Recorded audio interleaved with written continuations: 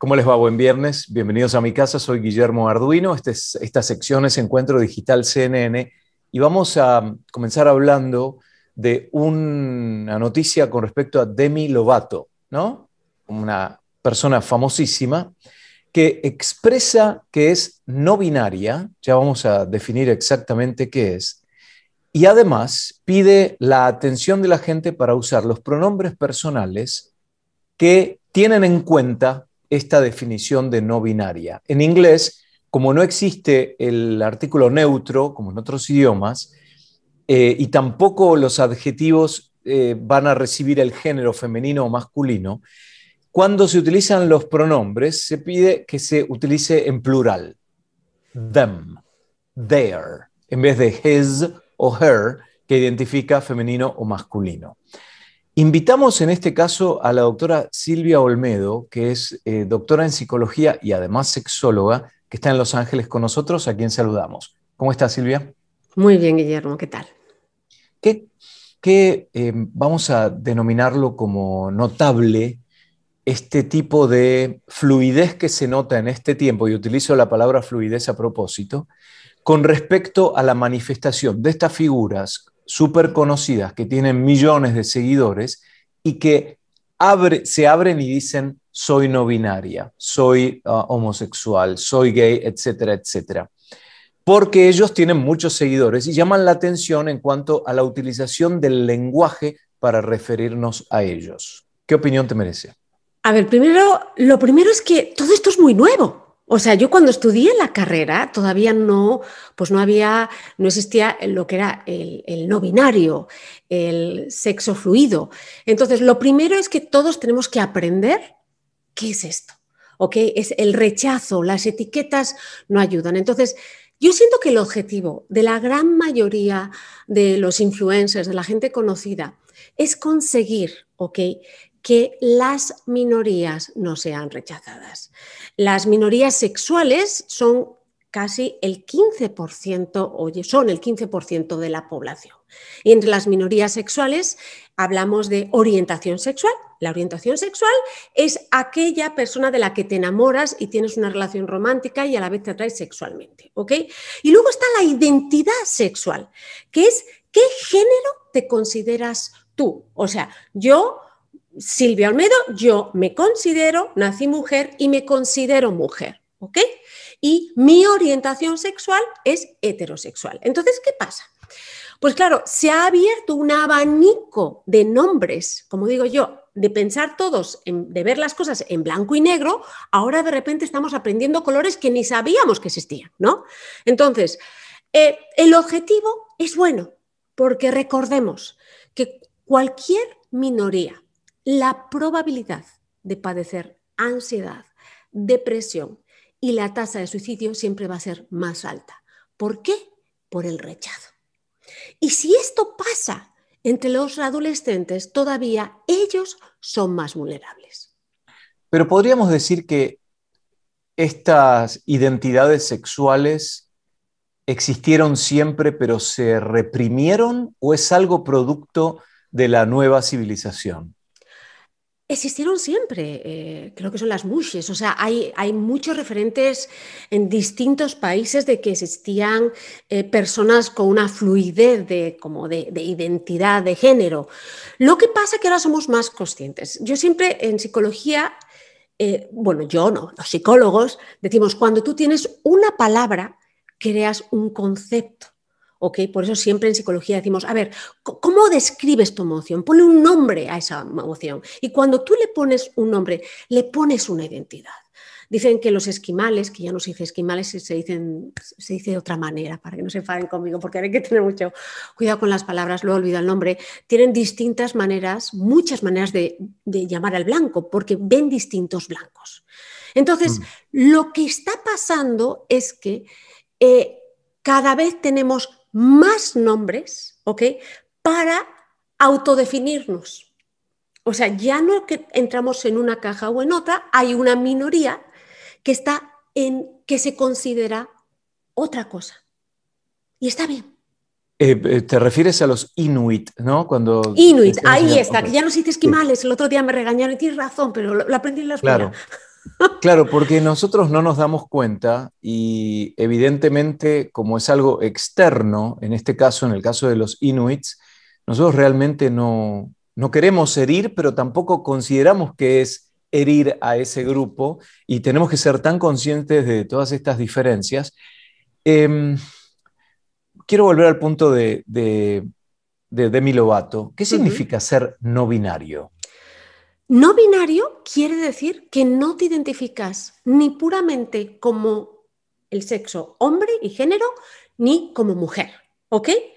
Y en esta gama hay muchos colores, vamos a hablar así. Entonces, ¿qué pasa?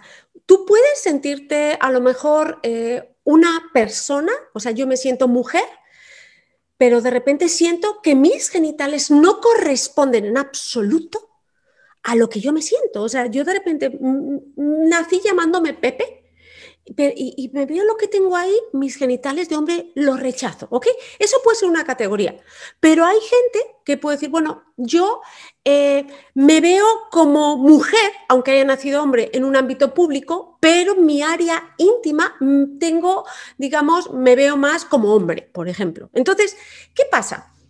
Cuando esto pasa en la adolescencia, en que todo es la búsqueda de nuestra identidad, lo que nos va a pasar a la mayoría, Guillermo, es que nuestros hijos nos van a decir, oye, pues yo no sé, yo soy sexo fluido, sexo no binario, y entonces lo primero que hace la gran mayoría de nuestra generación es, así miramos, como si hubiéramos leído una flatulencia, pero ¿qué dices? ¿No? Entonces, ese tipo de reacción es la que no tenemos que tener. Cuando un Mm. hijo nos diga eso es, ¿qué quieres decir? Déjales hablar. ¿Qué es ser no binario? Que te lo explique él, porque a lo mejor ni él o ella lo entiende, ¿ok? Que te lo explique. Déjate instruir por esa persona, entendiendo que en la adolescencia estamos buscando todos nuestra identidad, Pero nuestra justamente por personalidad. eso, ¿cómo podemos asegurarnos que esa identidad está consolidada o que tiene una tendencia determinada cuando ese es un periodo de confusión y de descubrimiento? A ver, en algunos hay niños que desde muy niños siempre se sintieron niñas, ¿ok? Siempre se sintieron niñas, no que se enamoraran de otros niños, o sea, no que se fueran de orientación sexual homosexual, siempre sintieron muy claramente que estaban en el cuerpo erróneo. Eso es un grupo, entonces eso normalmente está muy claro desde niños. Pero, por ejemplo, a los 10, a los 11 y a los 12, ahí también puede empezar a haber dudas. ¿Qué es importante? Yo en lo personal considero que es escuchar al adolescente teniendo en cuenta que todavía en muchos casos ni él sabe lo que es. ¿Ok? Claro. Pero en el momento en que nosotros le decimos a un niño, no seas esto, lo que estás haciendo es activar eso. Entonces déjale descubrir. Sea lo que sea, nosotros como padres no podemos influenciar en eso. Lo Lo único cual que me podemos... dice seguramente, Silvia, que un padre comunicativo, comprensivo y cercano a sus hijos va a tener una relación mucho más exitosa cuando uno de sus hijos es parte de estos grupos que estamos describiendo. Es decir, la comunicación, el acercamiento, el respeto, el amor, la exigencia también es parte de la disciplina, es parte del amor. Seguramente va a tener éxito esa persona y ser feliz, porque en definitiva es lo que buscamos. Tal vez desde chicos la búsqueda del placer es un camino hacia la felicidad y después ya cuando desarrollamos ya nuestra mente, la felicidad es un concepto mucho más amplio y más complicado. Pero volviendo al tema de la definición y decir Uh -huh, their, them, en vez uh -huh. de his o her, en el caso del inglés, de darle el género femenino masculino. ¿Por qué es tan importante si esa persona está tan segura de sí mismo? Yo voy caminando por la calle y alguien me dice, ese gordo o ese flaco, si yo soy un tipo sólido y seguro de mí mismo, no me va a influir lo que digan externamente de mí. ¿Por qué es tan importante la definición del lenguaje? Uy, esto casi es un tema político, porque lo que tenemos que entender es que el lenguaje siempre va hacia la simplicidad. O sea, he acabado, vamos a acabar hablando, he acabado. No, porque entonces, Claro. claro, estamos de alguna manera, lingüísticamente hablando, lo estamos haciendo más complejo, ¿no? Entonces, fíjate, aunque nosotros queramos cubrir, digamos, tener un lenguaje más rico, la naturaleza del lenguaje es a simplificar. Yo creo que esto es un tema primero, en el momento en que las minorías se sientan aceptadas, probablemente ellos solos van a decir, ok, utiliza algo más general, ¿no? Entonces, yo en lo personal, ¿qué pasa? Que te pongo un ejemplo. Twitter me deja poner muy pocos caracteres, ¿no? Entonces, cuando ya quieres ser políticamente correcto, y políticamente correcto para no hacer daño, vamos a hablar humanamente correcto, es muy difícil. Entonces, yo creo que aquí lo más importante, porque a mí me pasa, porque a mí a veces me dicen, es que no dijiste el neutro. Sí, te pido disculpas. O sea, yo creo que en muchos casos, cualquier minoría, cuando ve que hay una intención buena, no les duele. El otro día estaba haciendo una nota, no recuerdo exactamente la persona o el tema, pero yo dije, se siente más segura, y era una mujer, o que había nacido con el género femenino, que se identificaba como hombre, transgénero. Entonces, cuando vamos a publicar la nota, alguien se da cuenta que yo había dicho, tal persona se siente más segura. Tuvimos que buscar una palabra neutra para no denotar el género en el idioma, por una cuestión, y ahí viene la pregunta clave, como me dice Carolina desde el control, de inclusión. Tal vez esa es la palabra. El esfuerzo nuestro de utilizar un lenguaje neutro es para darle la oportunidad de incluir a este grupo en la masa de la sociedad que todos conformamos, ¿no? Claro, porque una sociedad es más avanzada cuanto mejor trate a sus minorías. Claro. Cuantos más incluidos estén dentro de todos. Entonces, por una parte va el lenguaje, pero por otra, porque yo creo, a mí lo que me da miedo, Guillermo, es que nos volvamos todos cínicos, políticamente correctos, pero verdaderamente no estamos pensando así. Yo creo, y les digo, yo cometo muchos errores, y los cometo porque yo ya soy Jurassic Park, ¿no? Entonces, imagínate, gente como yo, que ya estamos en los 40, que estamos en nuestra segunda adolescencia hormonalmente, y no, tenemos y que crecimos con unos adolescentes. códigos sociales distintos Claro, en la época que íbamos al colegio nosotros. claro. Entonces, igual que le dices a tu hijo, oye, enséñame esta aplicación, oye, enséñamelo, me he equivocado, ok, no era mala intención. Yo todos los errores que he cometido, como han sido errores de falta de conocimiento y me esfuerzo en conocer, pero a veces uno no le puede dar a todo, pues inmediatamente cuando uno dice, disculpen, no integré, pido disculpas, no tienen que ir más allá. También castigar digamos, de una manera, por ejemplo, en las redes, aquellas personas que son una generación muy vieja porque cometen esos errores, también yo creo que todos tenemos que ser un poco compasivos, todos. O sea, entender que es nuevo y también la labor de las minorías es hacernos entender, enseñarnos más, porque la gran mayoría yo creo que queremos aprender de ellos.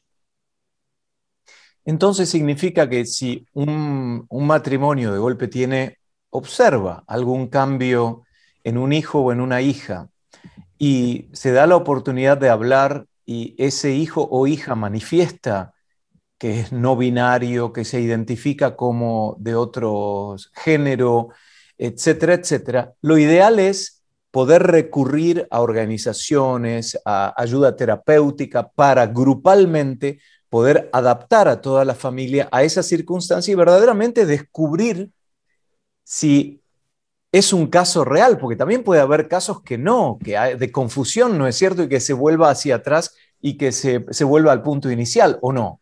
Claro, de búsqueda. Yo siempre digo preguntarle al hijo antes, oye, dices que te sientes mujer y naciste siendo niño, ¿por qué? ¿Qué te hace sentir mujer? Y que te empiece a hablar, no dejamos, o sea, preguntamos, pero más que preguntar, interrogamos. Al adolescente no le podemos hacer sentir interrogado. Es, quiero saber de tu mundo, y no te voy a juzgar. ¿Okay? Y eso es lo que los padres, sin darse cuenta, cuando nosotros juzgamos, lo que piense tu hijo lo va a seguir pensando, pero te lo va a esconder. Y hay otra cosa que es muy importante. Creo que hay que entrenar también a los hijos a la adversidad. O sea, es muy importante que un hijo, vital, que los primeros que acepten y abracen lo que es el hijo, somos nosotros. Pero también hay que enseñarles que la vida es dura y que tenemos que entrenarles a que hay otras personas que no son como nosotros y les tenemos que dar herramientas para eso. Oye, te van a decir esto, ¿cómo vas a reaccionar? ¿Te vas a poner a llorar?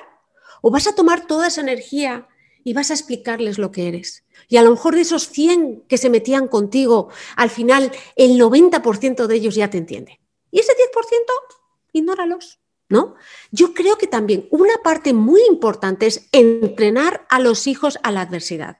Esta situación en que tenemos a los hijos entre algodones, en el que todo es justo, no, la realidad no es justa, cariño.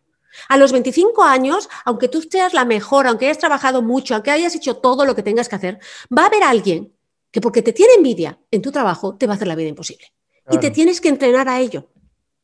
Tal vez cuanto más difícil sean los primeros años de vida de un niño o de una niña, si lo resuelve, va a tener una vida más exitosa. Entonces la sobreprotección es un arma muy negativa por parte de los padres, ¿no? Y tal vez tiene más que ver con los padres o con uno mismo que con el niño y le está haciendo un mal. Quería cerrar con el tema que estamos hablando de la diversidad sexual y de la fluidez sexual. Demi Lovato dijo que estaba por casarse, pero creía que era demasiado gay para casarse. Esas fueron las palabras que utilizó. Voy a buscar el tweet exactamente para... Acá está.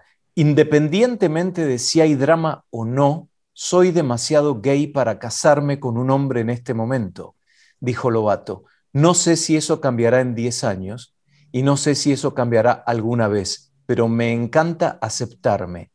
Fíjate que lo que para mí, lo que ella acá está diciendo es muy positivo porque se encuentra en una plataforma muy sólida, ¿no? Y está utilizando el megáfono que es una entrevista o las redes sociales para decir esto es lo que siento. Pero ese demasiado gay para casarme es lo que me confunde. ¿Qué significa? Yo conozco gente que es muy gay, abiertamente gay, y su sueño es tener una boda bodorrio. Entonces, igual que para ella eso es muy gay, para otros gays no es así. O sea, aquí está la clave. Cada uno tiene que definir el color que quiera. Pero Guillermo, siempre teniendo en cuenta que a mí me han llegado muchos jóvenes que o han tenido intentos de suicidio simplemente porque su familia no aceptaba su orientación sexual. Y eso es lo que tenemos que prevenir. Todavía más duro. ¿Tú sabes el miedo que tiene un adolescente a romper las expectativas de las personas que más ama? Es muy duro para ellos, muy duro. Y van a sentir así. La orientación sexual no es una preferencia. ¿Ok? Vale que hay gente que puede tener una orientación sexual bisexual, pero es algo que cuando tú te das cuenta en tu corazón que la persona de la que te enamoras es de tu mismo sexo y vas a decepcionar profundamente a toda la gente que tú amas, hasta tú te rechazas. Claro. Excelente la conversación. Da para mucha reflexión, especialmente en el fin de semana, Silvia, que podemos pensar en estas cosas. Y además, al pie de esta conversación, si lo están viendo en YouTube o en algunas otras plataformas, pueden dejar también sus opiniones, siempre sin agredir, ¿no? Comentario, aún si disienten con el tema, se lo puede expresar con total respeto. Silvia Olmedo, doctora en psicología, sexóloga, especialista en relaciones desde Los Ángeles. Gracias, buen fin de semana, Silvia. Muchas gracias. Un abrazo y recuerda, el mismo palo que a veces te hace más fuerte, a otra persona le puede romper. Siempre tenemos que entender que los hijos son únicos y que a mí me funcionó la disciplina, pero a lo mejor a mi hermana no. Claro. Gracias a ustedes también por acompañarnos. Soy Guillermo Arduino. Hasta la próxima.